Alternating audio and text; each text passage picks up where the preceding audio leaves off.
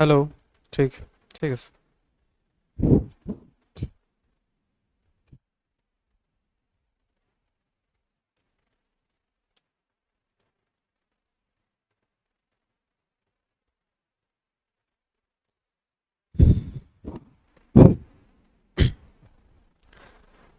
अस्सलाम वालेकुम वरहमतुल्लाहि वबरकातुह। उम्मीद है आप लोग खैरियत से होंगे। खैरियत से है ना? माशाल्लाह। पिछले क्लास में पढ़ाए थे हम फ़रहतुल्लाह बेग और नज़ीर अहमद की कहानी, कुछ मेरी कुछ उनकी ज़बानी। तो नोट्स आप लोग को मिल गए थे ना? तो आप लोग देख लिए हैं? तो कुछ कुछ उनसे रिगार्डिंग सवाल कुछ कर लें। नहीं, क्या बोल रहे हैं?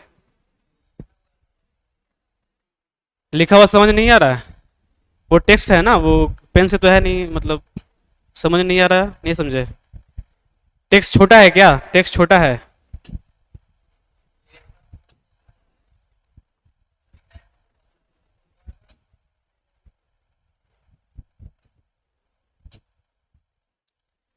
चलिए चैप्टर वन से रिगार्डिंग जो है चैप्टर वन से रिगार्डिंग जो सवालें आते हैं ज़्यादा नहीं आती हैं, 3 से 4 क्वेश्चन आते हैं।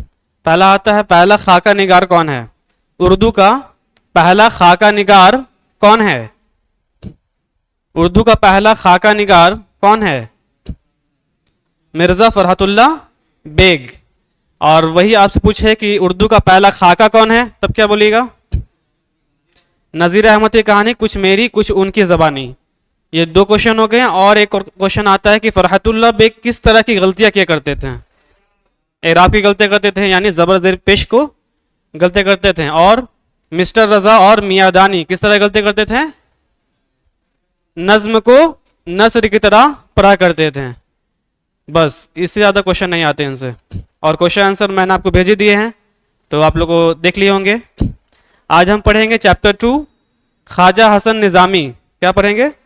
ख्वाजा हसन निज़ामी, चैप्टर 2, मिट्टी का तेल। चैप्टर 2 है आपका मिट्टी का तेल। किसने लिखा है? ख्वाजा हसन निज़ामी ने लिखा है। ख्वाजा हसन निज़ामी जो है राइटर है यहाँ पे।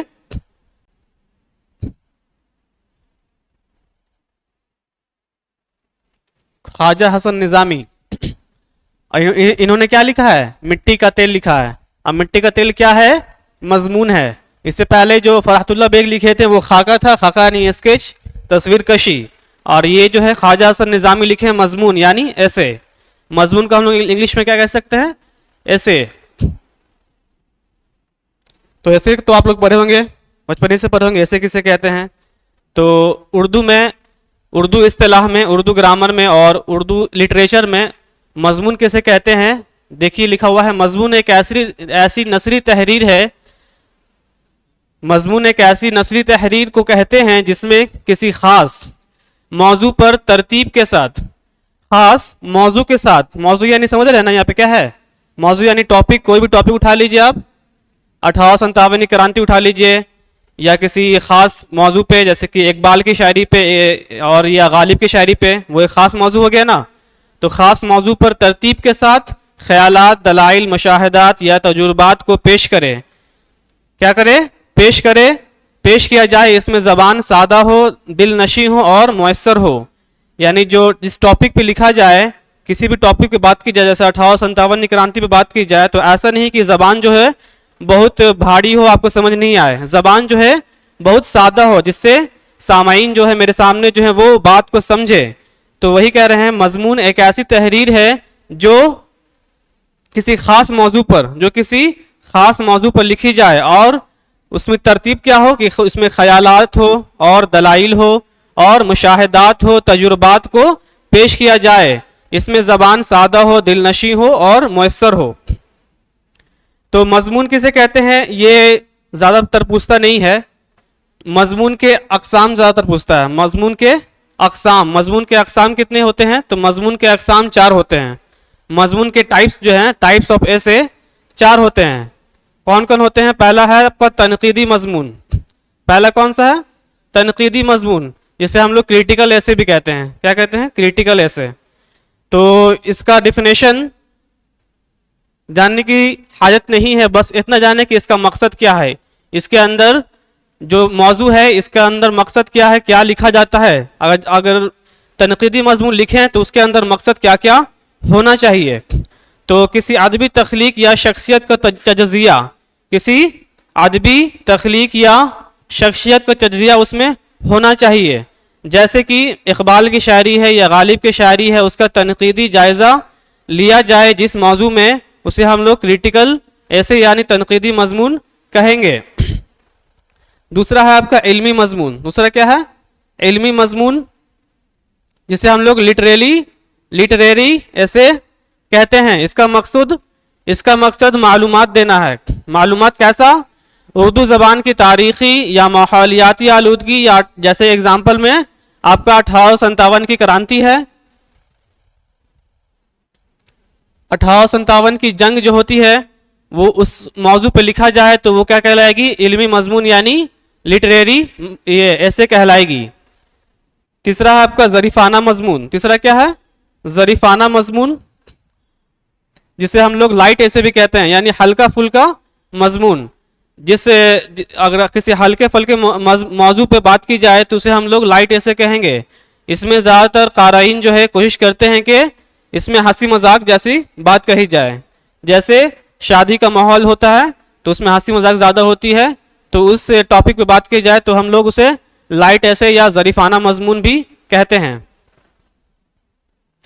चौथा आपका रहेगा ज़ाती मजमून यानी पर्सनल ऐसे, यानी ज़ाती मजमून जैसे कि कोई गालिब है अपने ज़ाती तजुर्बात, अपने ज़िंदगी में होने वाले ज़ाती तजुर्बात को किसी मौजू पर लिखे कि मेरे ज़िंदगी में क्या गुजरा है, कैसे गुजरा है, तो वो क्या हो गया? पर्सनल ऐसे हो जाएगा, जिसे हम लोग पर्सनल ऐसे कहते हैं। ज़ाती मजमून जैसे इकबाल की शायरी का तनकीदी जायज़ा है। तो मजमून किसे कहते हैं और मजमून के टाइप्स देख लिए आप लोग। अब आएंगे मुसन्निफ पे, राइटर की जिंदगी, उन्होंने क्या लिखा वो देखेंगे। तो बायोग्राफी की बात करें तो ख्वाजा हसन निज़ामी का नाम क्या है? ख्वाजा हसन निज़ामी का असल नाम जो है ख्वाजा हसन निज़ामी है, लेकिन इनको ये नाम जो है अल्लामा इकबाल ने दिया। अल्लामा इकबाल नहीं, सॉरी, गालिब ने दिया। किसने दिया? गालिब ने।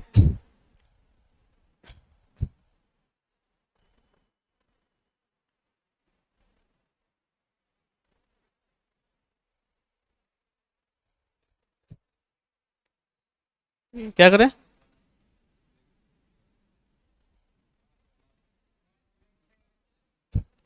अच्छा, सिलेक्ट, सॉरी।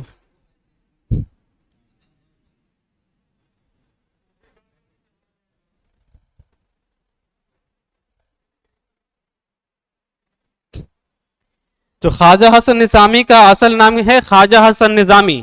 तो इनको ये नाम जो है किसने दिया है? गालिब ने दिया है। यानी इनका नाम असल में था कासिम अली। इनको वालदैन जो है, इनके माँ बाप जो हैं, इनके पेरेंट्स इनको पुकारते थे कासिम अलीम के नाम से, कासिम अली के नाम से पुकारते थे, और इनके मामू जो पुकारते थे इन्हें अली हसन के नाम से। लेकिन गालिब ने इन्हें क्या पुकारा? ख्वाजा हसन निज़ामी। क्यों पुकारा? क्योंकि ये ख्वाजा हसन निज़ामी की अदबी तख्लीक काफ़ी अच्छी थी, तो गालिब ने इन्हें ख्वाजा हसन निज़ामी के नाम से पुकारा। और इन्हें वालदैन किस नाम से पुकारते थे? कासिम अली के नाम से। वालदैन इन्हें पुकारते थे कासिम अली के नाम से, और मामू पुकारते थे अली हसन के नाम से। और इनके वालिद का नाम क्या है? आशिक अली निज़ामी। वालिद का नाम है सैयद आशिक अली निज़ामी, और वालदा का नाम है सैयदा चहेती बेगम। सैयदा चहेती बेगम। इनकी पैदाइश हुई है आपको 1878 दिसंबर में। एग्जैक्ट डेट नहीं दिया हुआ है, सिर्फ लिखा हुआ है दिसंबर में। दिसंबर 1878 में इनकी पैदाइश हुई। कहाँ हुई? दिल्ली में हुई। अंदरून कोट बस्ती हजरत निजामुद्दीन औलिया में हुई, जो इनका आबाई मकान था। अंदरून कोट बस्ती, अंदरून कोट बस्ती ये कहाँ है? दिल्ली में है। ये तो जानते होंगे आप लोग, हजरत निजामुद्दीन औलिया की दरगाह कहाँ है? दिल्ली में है। तो वहीं इनका आबाई मकान था। आबाई मकान कहते हैं खानदानी मकान को। ऐसे बहुत लोग होते हैं जो खानदानी नहीं रहते हैं, कहीं और से आते हैं, जैसे कि फरहतुल्ला बेग का खानदानी मकान कहाँ था, आबाई मकान? चैप्टर 1 में बताया था आप लोग को ना कि वो कहाँ से आए थे। ये बुक में आपका जिक्र है बदखशा के नाम से। बदखशा, बदखशा कहाँ है? अफगानिस्तान।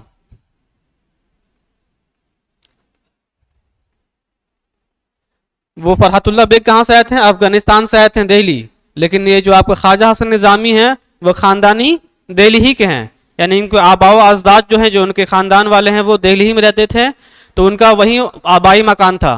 तो अल्लामा इकबाल ने इन्हें ख्वाजा हसन निजामी के नाम से पुकारा। जैसे कि मैंने बताया अभी, हसन निजामी अभी कमसिन ही थे कि उनके वालिदैन का इंतकाल हो गया।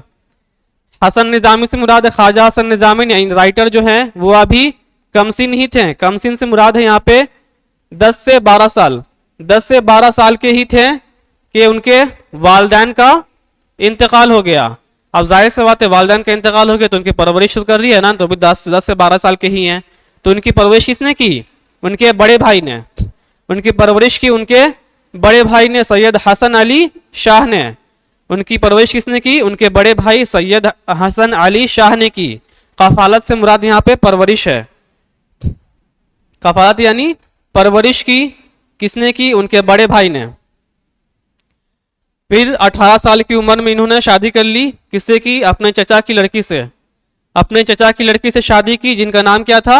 सैयदा हबीब बानो। सैयदा हबीब बानो जो इनकी चचा की लड़की थी, इनकी चचा की लड़की थी जिनका नाम था सैयदा हबीब बानो। इनकी पहली शादी किससे हुई? इनके चचा की लड़की से, सैयदा हबीब बानो। कब की? 18 साल की उम्र में। 18 साल की उम्र में ख्वाजा हसन निजामी ने शादी की। किससे की? चचा की लड़की से, जिनका नाम था सैयदा हबीब बानो। फिर इन्होंने दूसरी शादी भी की। फरहतुल्लाह बेग ने भी 2 शादियां की थी, दोनों बहन थी, लेकिन यहाँ पे बहनें नहीं हैं, यहाँ पे अलग अलग हैं। ठीक है, तो दूसरी बीबी जो है उनका नाम है सैयदा महमूदा ख्वाजा बानो। सैयदा महमूदा ख्वाजा बानो, ये इनकी दूसरी बीबी है। किनकी बीवी है? ख्वाजा हसन निजामी की। ख्वाजा हसन निजामी की दूसरी बीवी कौन है? सैयदा महमूदा ख्वाजा बानो। पहली लड़की सैयदा खदीजा हबीब बानो था। तो पहली बीवी तो कौन थी? चचा की लड़की थी ये, लेकिन ये जो है इसका जिक्र नहीं है कि इनकी बेटी थी। तो ये सैयदा महमूदा ख्वाजा इनकी दूसरी बीवी थी। फिर इन्होंने मुख्तलिफ हिंदू तीर्थ स्थानों की भी यात्रा की। तीर्थ स्थानों से क्या मुराद है? समझ रहे हैं आप लोग? तीर्थ स्थानों समझ रहे हैं? नहीं, तीर्थ स्थानों से मुराद है हिंदुओं का जो होता है पवित्र स्थान। हिंदुओं का जो पवित्र स्थान होता है, जैसे आप लोग जानते होंगे बद्रीनाथ है, और क्या है बताइए? हिंदुओं का जो पवित्र स्थान है जहां वो लोग जाते हैं, जैसे हम लोग जाते हैं ना मक्का मदीना, तो उन लोग का बहुत सारा है। बोलबम, हाँ बोलबम भी है। और बताइए केदारनाथ सुने होंगे आप लोग? केदारनाथ। तो जो ख्वाजा हसन निजामी थे वो हिंदुओं से भी काफी इंस्पायर थे। उन्होंने हिंदुओं के स्थानों पर, पवित्र स्थानों पे भी बहुत बार गए, वहां के फलसफा वेदांत सीखे। फलसफा यानी वेद से मुराद वेद है।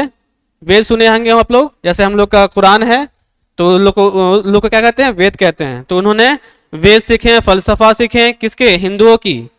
फिर तालीम की बात करें तो इन्होंने मुख्तलिफ असातिज़ा से कुरान और हदीस की तालीम हासिल की। तालीम जो है, तालीम का जिक्र जो है बुक में नहीं आया है कि इन्होंने मैट्रिक कब किया, इंटर कब किया, ये बुक में नहीं है, क्योंकि इन्होंने मुख्तलिफ असातिज़ा से बहुत सारी जगह सीखा।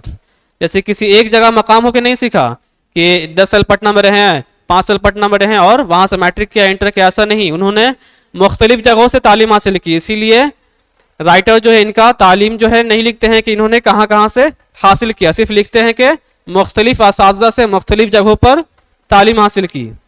और इनका पेशे, जब पेशे की बात करें, ये पेशे से क्या थे? इनका प्रोफेशन क्या था? प्रोफेशन था ये अदीब थे। अदीब यानी बताइए? अदीब मतलब क्या होता है? अदब से बना है अदीब, अदब से बना है अदीब। आप लोग पढ़े होंगे उर्दू अदब। उर्दू अदब मतलब क्या होता है?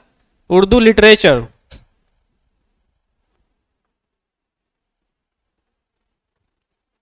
यानी जो है ये उर्दू लिटरेचर के माहिर थे और सहाफी थे। सहाफी से मुराद यहाँ पे है पत्रिका लिखते थे। पत्रिका, पत्रिका समझते हैं ना इंग्लिश में आप लोग? पेपर कह सकते हैं, न्यूज़पेपर। इन्होंने न्यूज़पेपर भी काम किया और ये पेशे से सूफी भी थे। सूफी समझते हैं? जिनको दुनिया से कोई मतलब नहीं रहता है, जो अपने घर को छोड़ देते हैं और अल्लाह की राह में अपनी ज़िंदगी को बसर करते हैं, उन्हें सूफी कहते हैं। तो ये पेशे से सूफी भी थे, आदिब भी थे और सहाफ़ी भी थे।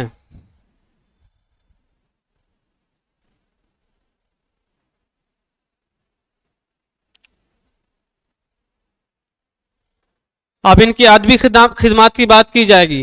अदबी खिदमात यानी इन्होंने किस किस सेक्टर में काम किया। इन्होंने 200 से जायद किताबें लिखी हैं। कितनी लिखी हैं? 200 से जायद किताबें लिखी हैं,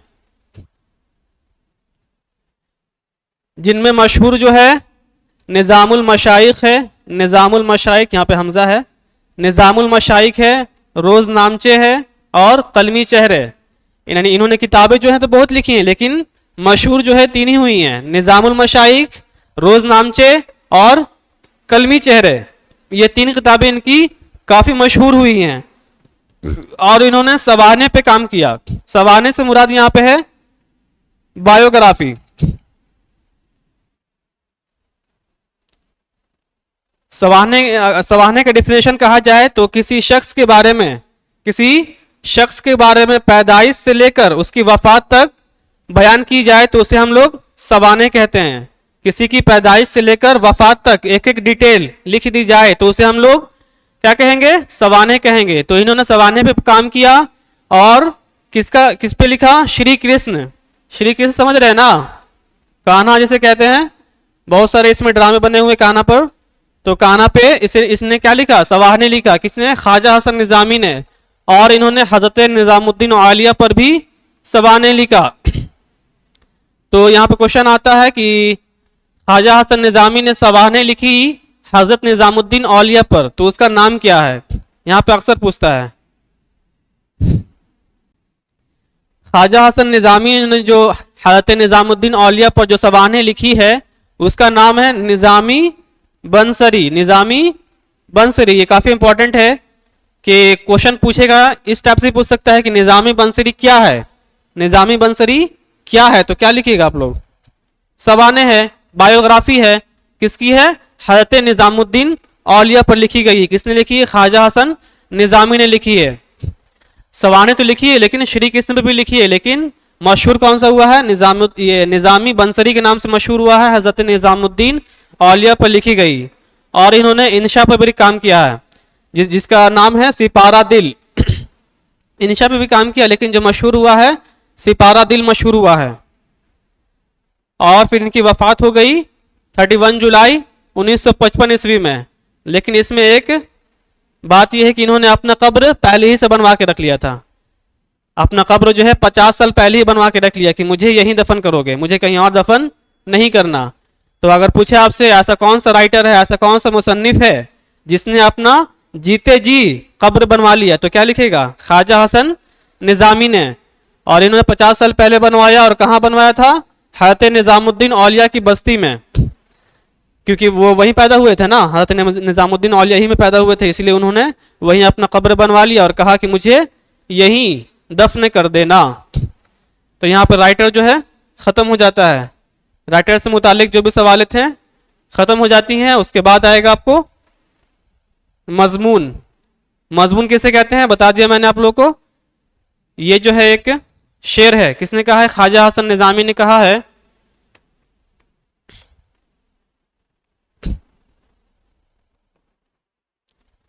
लिखते हैं खाक सारे जहां राबे हिकारत मंगर। ब्रश चेंज होता है ना, ब्लैक ले लेते हैं। खाक सारे जहां, जहां ऐसे लिखा हुआ बुक में आपके, खाकशारे जहां राबे हिकारत मंगर, तूचे दानी के दरे गर्द सवारे बाशिद। कुछ समझ में आ रहा है? कुछ समझ नहीं आता होगा। तो ये जो लैंग्वेज है ये आपका लिखा हुआ है फारसी में लिखा हुआ है, उर्दू या अरबी में नहीं लिखा हुआ है। फारसी को हम लोग इंग्लिश में कहते हैं पर्सियन। पर्सियन एक लैंग्वेज है, लोग जानते होंगे, जो ज़्यादातर यूरोप ये तुर्की वगैरह में बोला जाता है। तो ये लिखा हुआ है पर्सियन लैंग्वेज में। तो इसमें ख्वाजा हसन निज़ामी कहते हैं खाक सारे जहां राबे हिकारत मंगर। खाक से मुराद यहाँ पर है, देखिए खाक जो है ना, खाक से मुराद यहाँ पे है मिट्टी। खाक से मुराद है मिट्टी, तो मिट्टी को कहते हैं खाक सारे जहां राबे हिकारत मंगर। हिकारत से मुराद है यहाँ पर आपके नीची नगाह से देखना। सॉरी,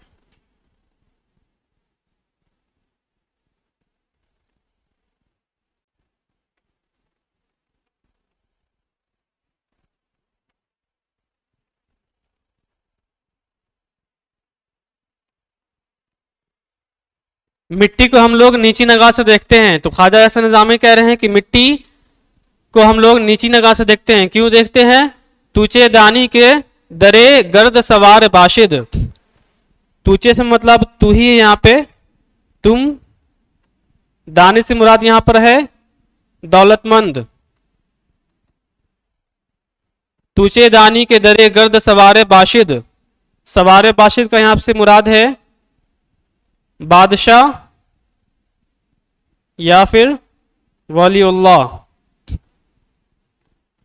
तो इस शेर की मदद से कहना चाहते हैं कि ख्वाजा हसन निज़ामी मिट्टी जो है, मिट्टी एक ऐसा उनसुर है, उनसुर वर्ड का इस्तेमाल किया गया है। मिट्टी जो है एक ऐसा उनसुर है जिसको हम लोग नीची निगाह से देखते हैं कि मिट्टी जो है वो कोई काम की नहीं है, हालांकि ऐसा नहीं है। तूचे दानी के दरे गर्द सवारे बाशिद, इस शेर में मिट्टी से ही मुराद लिया गया है और इंसान से ही मुराद लिया गया है कि मिट्टी जो है हम लोग उसको नीची निगाह से देखते हैं, यानी हम लोग किसी गरीब को, किसी गरीब इंसान को, अमीर तबके के जो लोग होते हैं उसको, अमीर तबके के जो लोग होते हैं वो गरीबों को नीची निगाह से देखते हैं, है ना। तो हमें गरीबों को नीची निगाह से नहीं देखना चाहिए। क्यों? क्योंकि वो दौलतमंद तो नहीं है, लेकिन वो हो सकता है कि वो बड़े होकर कोई एक बड़ा बादशाह बन जाए या वलीउल्लाह बन जाए, या हो भी सकता है कि वो कोई कंपटीशन निकाल के कोई बड़ा अफसर बन जाए।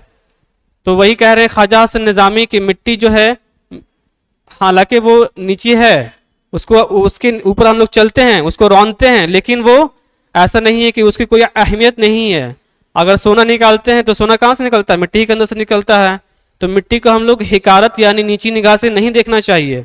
और ये भी कहना चाह रहे हैं कि अपने गरीबों को, अपने नीचे तबके के लोगों को हम लोग को हिकारत की निगाह से, नीचे की निगाह से नहीं देखना चाहिए कि हो सकता है कि वो बड़े होकर कोई बड़ा बादशाह बन जाए, वलीउल्लाह बन जाए, या फिर कोई बड़ा अफसर बन जाए। जैसे ख्वाजा हसन निज़ामी भी जो हैं वो भी एक नीचे ही तबके से आते हैं, लेकिन वो एक वलीउल्लाह भी हैं, एक राइटर भी हैं, मुसन्निफ भी हैं।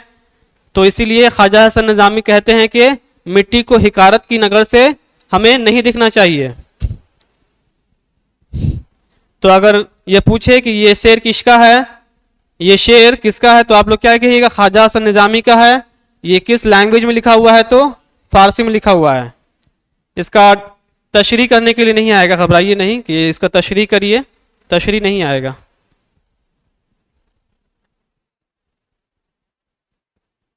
अब आएंगे हम लोग मिट्टी का तेल। मिट्टी का तेल किसने लिखा है? ख्वाजा हसन निज़ामी ने लिखा है, ठीक है। तो ये पहला वर्ड इस्तेमाल करते हैं शेर, वही खाक सारे जहां बेहकारत मंगर तुझे दानी के दरे गर्द सवार बाशिद। फिर ये पहला लाइन लिखते हैं अल्लाह ने इस दुनिया में कोई चीज ऐसी पैदा नहीं की है जो बेकार या हकीर जलील समझी जाए। अल्लाह ने दुनिया में कोई ऐसी चीज पैदा नहीं की है जो बेकार है। एग्जाम्पल में आप लोग मक्खी ले लीजिए। मक्खी आप लोग सोचते होंगे वो बेकार है, वो कुछ काम उसका है नहीं, लेकिन हालांकि उसका काम है। वो क्या करता है? जो सड़ा गला जो लाश होता है उसको खाता है, उसको गलाता है और उसको बायोडाइवर्सिटी करवाता है। यानी वो जो है मक्खी जो है एक हमारे पर्यावरण का हिस्सा है। अगर वो नहीं रहे तो बहुत सारे लाशें जो है ऐसे ही बिखरी रहेंगी, महकेंगी और कहीं ना कहीं वो हमें नुकसान पहुंचाएंगी।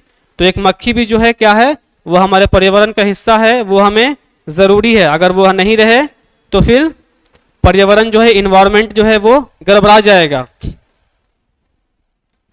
तो लिखते हैं कि अल्लाह मियाँ ने इस दुनिया में कोई चीज़ ऐसी पैदा नहीं की है जो बेकार या हकीर हो या जलील समझी जाए। यानी कोई गरीब जो है उसको हम लोग हकीर की निगाह से नहीं देखें, उसको जलील नहीं करें, उसको रुसवा नहीं करें कि वो गरीब है। और इसके 4 उन्सुर बताएं। उन्सुर मैंने बताया, उन्सुर का इस्तेमाल किया गया है। उन्सुर यानी यहाँ पे पार्ट है, यानी जिंदगी को 4 पार्टों में यहाँ पे बताया ख्वाजा हसन निजामी ने। पहला क्या है, आग। आग है, हवा है, पानी है और मिट्टी। आग, हवा, पानी और मिट्टी। खाक से मुराद यहाँ पर मिट्टी है। तो उन्सुर जो 4 है, आग, हवा, पानी और खाक में सबसे ज्यादा बेहकीकत खाक है, जो तमाम मखलूकात के पाँव में रौंदी जाती है। यानी मिट्टी जो है वो पाँव तला रौंदी जाती है। कभी बारिश होती है तो वो बह जाती है, आग आती, आग से वो झुलस जाता है, और हवा आती है तो उड़ जाता है। तो कहीं ना कहीं वो मिट्टी बहुत परेशान है। लेकिन ऐसा नहीं है कि वो हिकारत की निगाह से देखी जाए। देखिए यहाँ पे लिखा हुआ है, पानी के जोर से बह जाती है और हवा के झोंके से उड़ जाती है, और आग की तमाजु से जला करती है मगर उफ नहीं करती। मिट्टी जला करती लेकिन उफ नहीं करती है। देखने में इसकी बेचारगी और जिल्लत पर तरस आता है, लेकिन खुद इससे सवाल किया जाए, किससे, मिट्टी से, खुद अगर मिट्टी से सवाल किया जाए तो खुदा का लाख लाख शुक्र अदा करती है। कौन? मिट्टी शुक्र अदा करती है खुदा का कि ऐ खुदा तेरा लाख लाख शुक्र है जो तूने मुझे मिट्टी बनाया। क्यों? क्योंकि मेरी शान सबसे बड़ी है और निराली बनाई गई है। हर चीज का खमीर मुझ ही से है और मेरे वजूद से तैयार किया गया है। खासकर इंसान जो अशरफुल मखलूकात है। इंसान क्या है? अशरफुल मखलूकात है। यानी जितने भी हैवानात, जमादात, नबातात जो दुनिया में हैं, उन सब से सबसे अच्छा कौन है? इंसान है। क्योंकि इंसान को अल्लाह ने सोचने की ताकत दी है, समझने की ताकत दी है, किसी बड़े अच्छा और ख़राब सोचने की ताकत दी है। तो इंसान को अल्लाह ने अशरफुल मखलूकात बनाया है, लेकिन वो भी मर के कहाँ जाता है? मिट्टी के अंदर ही जाता है। और इंसान को बनाया भी गया मिट्टी से, according to Islam. According to science जाइएगा तो वो अलग बात है। तो इंसान को मिट्टी ही से बनाया गया है और मिट्टी ही में दफन किया जाएगा। तो मिट्टी कहती है कि या अल्लाह तेरा लाख लाख शुक्र है जो तूने मुझे मिट्टी बनाया, और जो इंसान जो है, खासकर जो अशरफुल मखलूकात है, वो मुझ ही से पैदा हुआ है और मुझ ही में फना हो जाएगा।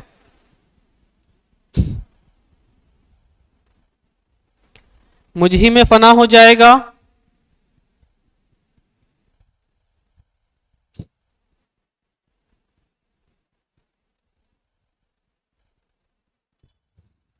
फना हो जाएगा, ठीक।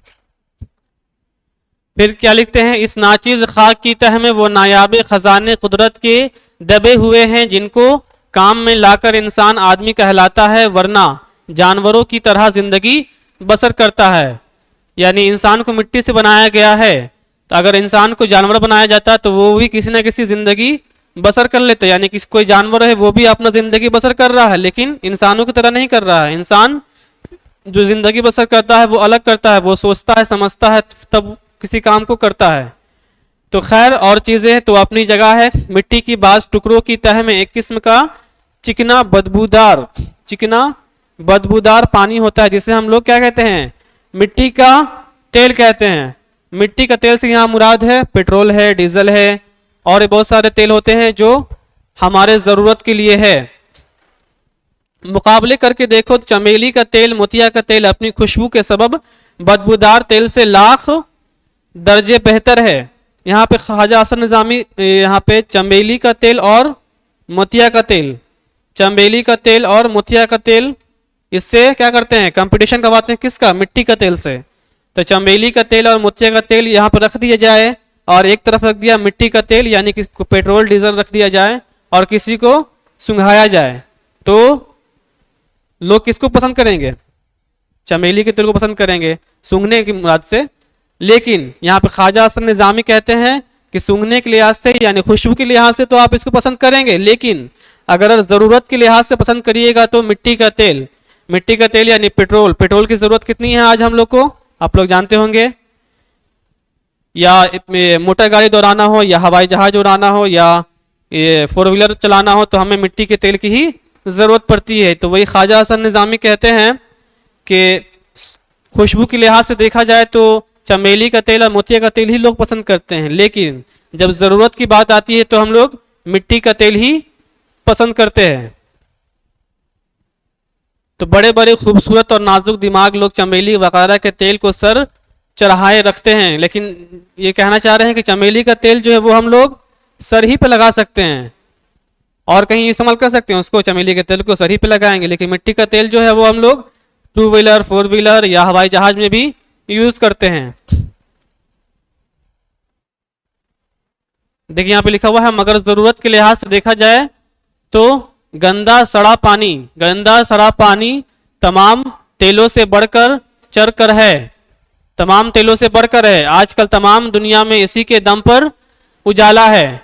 यानी पहले के जमाने में मिट्टी का तेल यानी केरोसिन, केरोसिन तो आप बहुत कम मिलता है, केरोसिन तेल यूज किया जाता था ढिबरी जलाने के लिए या लालटेन जलाने के लिए। तो बहुत सारे लोग ने इन्वेंशन भी कुछ किया है तो ढिबरी से ही किया है, तो मिट्टी का तेल इसमें काफी योगदान किया है। तो वही कह रहा है कि आजकल तमाम दुनिया में इसी के दम पर से उजाला है। अगर गैस और बिजली की रोशनी ने अब मिट्टी के तेल को भी मात करना शुरू कर दिया है, ताहम इसका आलमगीर असर अभी तक बाकी है। ये ख्वाजा हसन निज़ामी कहते हैं कि अब ना आ गया है कि गैस आ गया है और बिजली की रोशनी आ गई है, लेकिन पहले क्या था, पहले मिट्टी का तेल ही से सारा कुछ किया जाता था, अभी भी गांव वगैरह में इस्तेमाल किया जाता है। वो बात अलग है कि शहरों में खत्म हो गया है।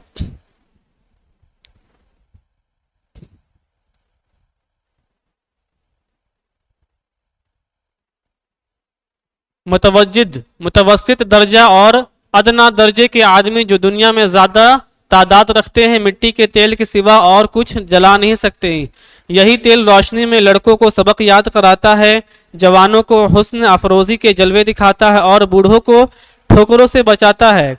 यानी गांव वगैरह में अगर रोशनी नहीं रहे तो बूढ़े बुजुर्ग जो चलते हैं वो टकरा के गिर सकते हैं, उनको चोट लग सकती है। और जवानों को हुस्न अफरोजी के जलवे दिखाता है और बूढ़ों को ठोकरों से बचाता है। इसी की रोशनी में नमाजी नमाज पढ़ते हैं, नमाज पढ़ने के लिए भी रोशनी चाहिए। और बेचारी ये सॉरी पुजारी पूजा करते हैं, पुजारी पूजा करते हैं। यहाँ पुजारी लिखा हुआ है, पुजारी पूजा करते हैं कहाँ, रोशनी ही में करते हैं, यानी मिट्टी का तेल से जलाकर पुजारी पूजा करते हैं, नमाजी नमाज पढ़ते हैं और वाज और कथा के जलसे होते हैं। कथा, कथा से मुराद यहाँ पे हिंदू के जो कथा होते हैं, जैसे हम लोग में वाज बयान होता है या मिलाद होता है तो हम लोग रोशनी जलाते हैं, बिना रोशनी के मुश्किल है। तो यही वो तेल है कि चोर को चोरी में मदद करता है, यानी चोर को चोरी करने के लिए भी रोशनी की जरूरत पड़ती है, ठीक है। और पुलिस को चोर को पकड़ने में भी लालटेन दिखाता है, पुलिस को चोर को पकड़ने में भी रोशनी की जरूरत है, यानी मिट्टी के तेल की जरूरत है। फिर गम की रात में, जुदाई की रात में जब मोनिस, मोनिस से मुराद यहाँ पर इंसान है, जब इंसान किसी से धोखा खाता है तो उसे हम लोग मोनिस कहते हैं। जब मोनिस व गम गुसार पास ना हो तो मिट्टी का तेल जल जल कर अपना वजूद फना कर देता है, लेकिन इंसान को उसका शरीक गम बनकर बाइसे तसल्ली होता है। यानी जब इंसान किसी से धोखा खाता है तो वो मिट्टी का तेल जलाकर वो अपने गम का इजहार करता है, यानी मिट्टी का तेल जल रहा है और वो अपने आप को फना कर रहा है, लेकिन वो किसके साथ है, वो इंसान के साथ है, उसके गम के शरीक है। यानी गलती उसकी नहीं है मिट्टी के तेल की, लेकिन फिर भी वो जल रहा है इंसान के साथ। फिर यहाँ पे एक क्वेश्चन आता है, अमेरिका के रॉक फेलर, अमेरिका के एक रॉक फेलर इंसान है,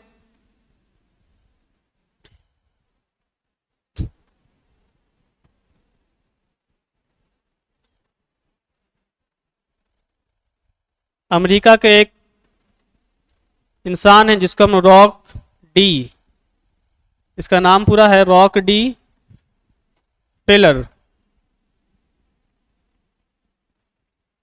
फेलर ऐसे ही कुछ है शायद, रॉक के फेलर।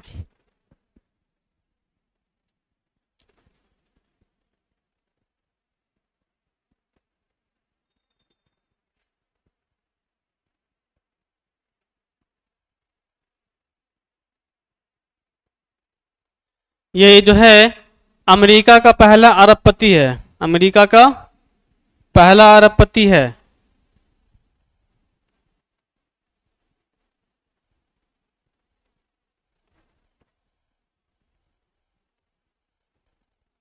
यानी अमेरिका का पहला बिलियनर कौन है? बिलियनर जो है कौन है? John D Rockefeller, John D Rockefeller. आपकी बुक में सिर्फ रॉकफेलर के नाम से आया है, रॉकफेलर। तो ये क्वेश्चन पूछता है रॉकफेलर कौन है? रॉकफेलर जो है अमेरिका का पहला अरबपति है, बिलियनर है, लेकिन कैसे? इसने इसने एक कंपनी स्टार्ट की, इसने एक कंपनी स्टार्ट की जिसका नाम था स्टैंडर्ड ऑयल कंपनी।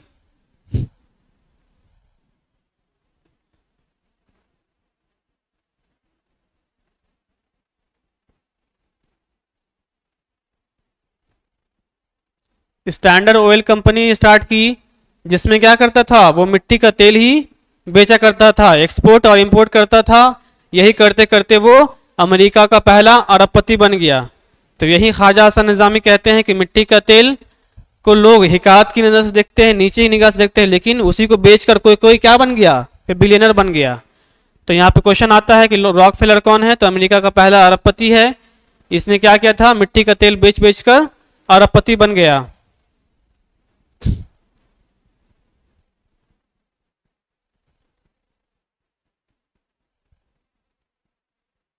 अमेरिका का रॉकफेलर इसी खाक के नीचे रहने वाले तेल की बदौलत लातादाद और दौलत का मालिक बन गया।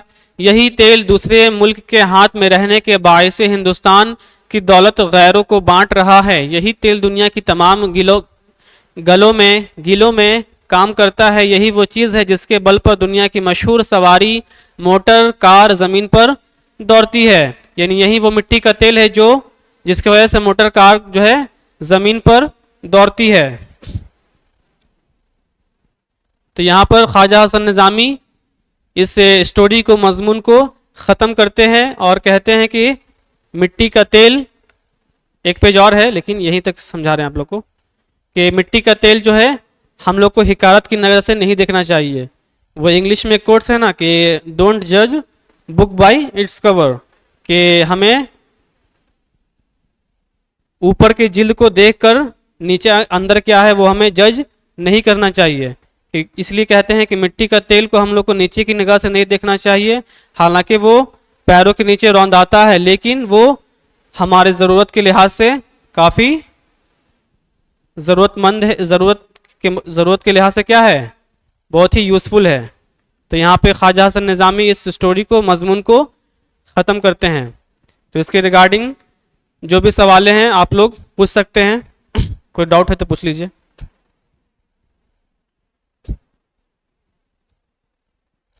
देखिए ऑब्जेक्टिव वगैरह क्या है, देखिए ऑब्जेक्टिव लाइए तो बुक देखिए।